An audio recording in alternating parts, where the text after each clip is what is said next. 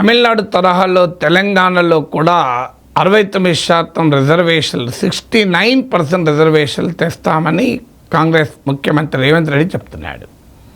So వాస్తవంగా రేవంత్ రెడ్డి విధానమే కాదు, ఇది కాంగ్రెస్ పార్టీ విధానం. రాహుల్ గాంధీ పదే పదే చెప్తున్నాడు, 50% గోడను మేము పగలగొడతాం, ఇండియా కూటమి అధికారంలోకి వస్తే ఎవరికి జనాభాలో ఎంత వాటా ఉంటే రిజర్వేషన్లు కూడా అంత వాటా ఇస్తాం. బీజేపీకి 400 సీట్లు వస్తే రాజ్యాంగాన్ని మార్చి రిజర్వేషన్ లేకుండా చేస్తుంది. ఆర్ఎస్ఎస్ రిజర్వేషన్లకు వ్యతిరేకం. మేము బీసీలు ఎస్సీ ఎస్టీల వైపు ఉంటాం. ఇవన్నీ కూడా కాంగ్రెస్ పార్టీ చెప్తున్నది. ఇప్పుడు బీహార్ ఎన్నికల సమయంలో రాహుల్ గాంధీ ప్రధానంగా ఈ సామాజిక న్యాయ ఎజెండా, అందులో మోస్ట్ బ్యాక్వర్డ్ కాస్ట్కి ఇంకెక్కువ న్యాయం చేయాలి అని మొదలుపెట్టారు కూడా. ఎందుకంటే బీహార్లో యాదవ్స్ ఎలాగో ఆర్జేడీ వెనకాల కనుక మహాగఠబంధన్లో ఉన్నారు. నాన్ యాదవ్ ఓబీసీస్ నితీష్ కుమార్తో ఉన్నారు, కుర్మీలు, కుష్వాహాలు, మహాదళిత్స్ వీరు.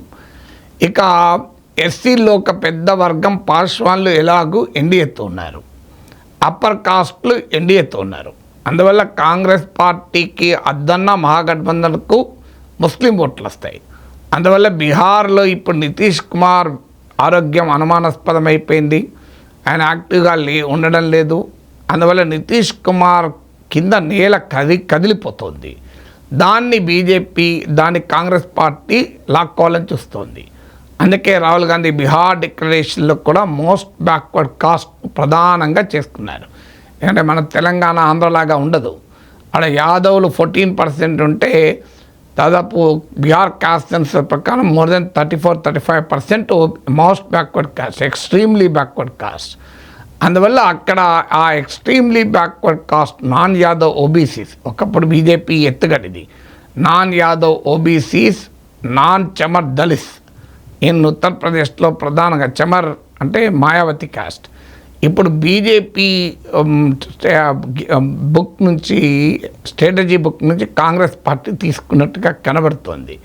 అందువల్ల అక్కడి నుంచి ఇక్కడ వరకు కూడా ఇప్పుడు అదే ఎజెండా. తెలంగాణలో కూడా 42% బీసీ రిజర్వేషన్లు అని. కానీ భారతీయ జనతా పార్టీ 50% దాటి రిజర్వేషన్లకు వ్యతిరేకం. భారత రాజ్యాంగం కూడా వ్యతిరేకం. భారత రాజ్యాంగం దాన్ని అంగీకరించని సుప్రీంకోర్టు తీర్పులు అనేకసార్లు చెప్పింది. సో మీకు గుజరాత్లో పటీదార్ ఉద్యమం వచ్చినప్పుడు పటేళ్ళు వాస్తవంగా బీజేపీ ఓట్ బేస్, కానీ బీజేపీకి దేశమంతటా అప్పర్ కాస్ట్ కూడా బలమైన ఓట్ బేస్. అందువల్ల అప్పర్ కాస్ట్ నాయకత్వం మీకు బీజేపీలోనూ ఆర్ఎస్ఎస్లోనూ ప్రముఖంగా కనబడుతుంది. బీజేపీకి ఇప్పుడు నరేంద్ర మోడీ రూపంలో ఒక ఓబీసీ ఫేస్ రావచ్చు, కానీ సంఘ్ పరివార్ క్యారెక్టర్లోనే మీకు అప్పర్ కాస్ట్ డామినేషన్ కనబడుతుంది. సో అందువల్ల తమకు సాంప్రదాయకంగా ఓటర్ బేస్గా ఉన్న అప్పర్ కాస్ట్లను దూరం చేసుకోవద్దు, యాంటగనైజ్ చేసుకోవద్దు కనుక రిజర్వేషన్ల విషయంలో బీజేపీ వైఖరి 50% దాటకూడదు అని. ఎందుకంటే తనకు బలమైనటువంటి vote base upper caste, upper class and middle class. తన ఇటీవల కాలంలో బీజేపీ ఎక్స్పాండ్ అయిన ఓట్ బేసు బీసీ, ఎస్సీ, ఎస్టీలో కూడా ఎక్స్పాండ్ అవుతుంది. అందువల్ల ఎక్స్పాండ్ అయ్యే క్రమంలో ఎగ్జిస్టింగ్ లాయలిస్ట్ ఓట్ బేస్ను వదులుకోకూడదు. అందుకే తమ పొలిటికల్ కాన్స్టిట్యున్సీల మధ్య బ్యాలెన్స్ చేసేందుకు బీజేపీ 50% లిమిట్ను రాజ్యాంగమే రాజ్యాంగంలో పేర్కొంటోంది కనుక, సుప్రీంకోర్టు కూడా కాన్స్టిట్యూషన్ పైన ఇచ్చిన తీర్పుల్లో చెప్పింది కనుక ఆ దానికి కట్టుబడి ఉండాలన్నది బీజేపీ విధానం. ఎందుకంటే to balance between the competing aspirations of its own political constituency. అంటే బీజేపీ మాకు అనుకూలంగా ఉండే ఓటర్ కాన్స్టిట్యున్సీల మధ్య, వాటి మధ్య పోటీ ఉండే అవకాశం ఉంది కనుక దాన్ని బ్యాలెన్స్ చేస్తుంది బీజేపీ. కాంగ్రెస్ పార్టీ ఏంటంటే ఒక కొత్త ఎజెండా ఎంచుకొని రీఇన్వెంట్ చేసుకోకపోతే సాధ్యం కాదని కాంగ్రెస్. అందుకే కాంగ్రెస్ పార్టీ ఈ రిజర్వేషన్ల అడ్డుగోడను మేము పగలగొడతామని రాహుల్ గాంధీ నుంచి రేవంత్ రెడ్డి వరకు అంటున్నారు. కానీ అడ్డంకి ఏంటి?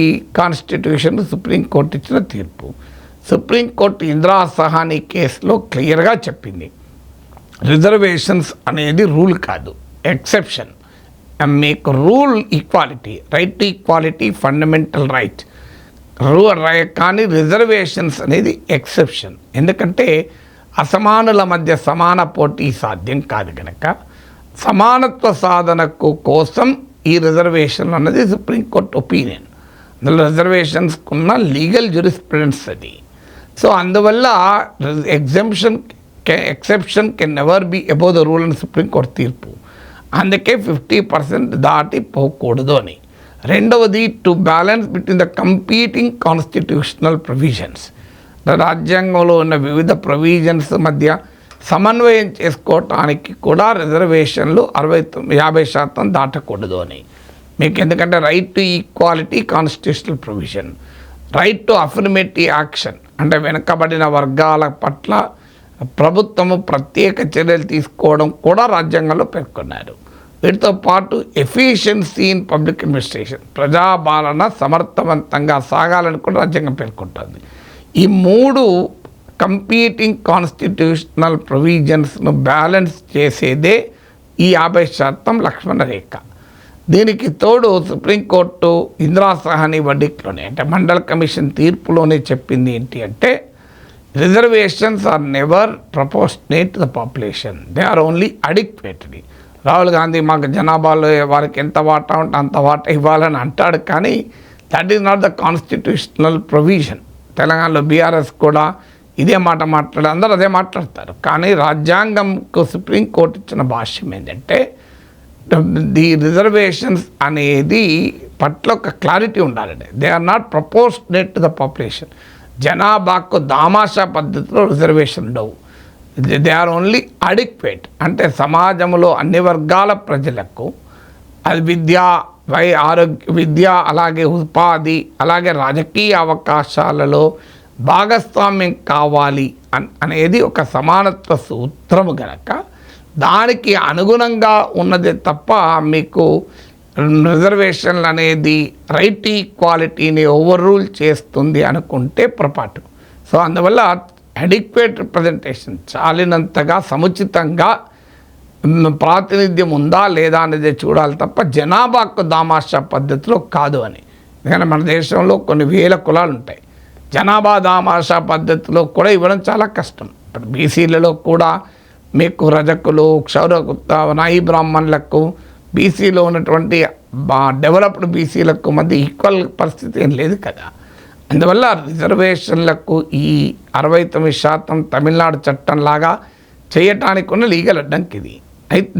అయితే అదే ఇందిరా సహాని వర్డిక్ట్లో special case has to be made out. ఏదైనా ఒక ప్రత్యేక కేసు పరిస్థితిని చూపెడితే రిజర్వేషన్లను 50% మించైనా అనుమతిస్తారు. పూర్తిగా బ్లాంకెట్ బ్యాన్ ఇవ్వలేదు కోర్టు కూడా special case has to be made out అని క్లియర్గా చెప్పింది. ఇది ఒక ప్రత్యేకమైన పరిస్థితి అని ఎస్టాబ్లిష్ చేయగలగాలి, లేకపోతే సుప్రీంకోర్టులో నిలబడడం కష్టం. అయితే తమిళనాడు చట్టం ఎందుకు నిలబడిందనే ప్రశ్న ఎప్పుడూ ఉత్పన్నమవుతుంది. నేను చాలాసార్లు వివరించాను కూడా. తమిళనాడు చట్టం వచ్చిన సందర్భం వేరు. స్వాతంత్రానంతరము భూసంస్కరణ చట్టాలు వచ్చాక భూస్వాములు చీటికి మాటికి కోర్టులోకి వెళ్ళి ఆదేశాలు తెచ్చుకుంటున్న సమయంలో 9th schedule of the constitution వచ్చింది, రాజ్యాంగంలోని 9వ షెడ్యూల్. ఈ షెడ్యూల్ ఏం చెప్తోంది అంటే ఏదైనా ఒక చట్టాన్ని ఆ పార్లమెంట్ కానీ అసెంబ్లీ కానీ చట్టం చేసి దాన్ని 9th షెడ్యూల్ ఆఫ్ ద కాన్స్టిట్యూషన్లో కనుక చేర్చితే అది న్యాయ సమీక్షకు అతీతము, అంటే కోర్టులు వాటిని విచారించలేవు అని పేర్కొన్నారు.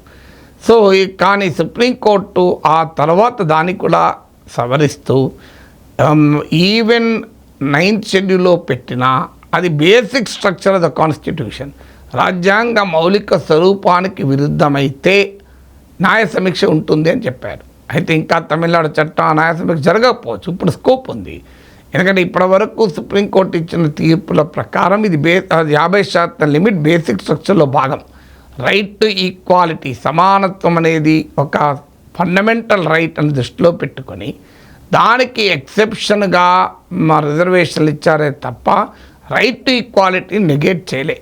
అందువల్ల రైట్ టు ఈక్వాలిటీని నెగేట్ చేస్తూ చేసే ఏ చర్య అయినా ఫండమెంటల్ రైట్స్కి విరుద్ధము, బేసిక్ స్ట్రక్చర్కి విరుద్ధం అవుతుంది. అందువల్ల అయితే బట్ అల్టిమేట్గా మన దేశంలో ఏదైనా it is as per the court verdicts, రాజ్యాంగపరమైన చట్టపరమైన అంశాల్లో సుప్రీంకోర్టు ఏ స్టాండ్ తీసుకుంటుందో చెప్పలేం. కానీ ఈలోగా రాజకీయ ప్రయోజనాలు పొందాలని రాజకీయ పార్టీలు పోటీపడి కొత్త కొత్త కులాలను రిజర్వేషన్ల జాబితాలో చేరుస్తూ ఉంటారు, రిజర్వేషన్ల శాతాన్ని పెంచుతూ ఉంటారు.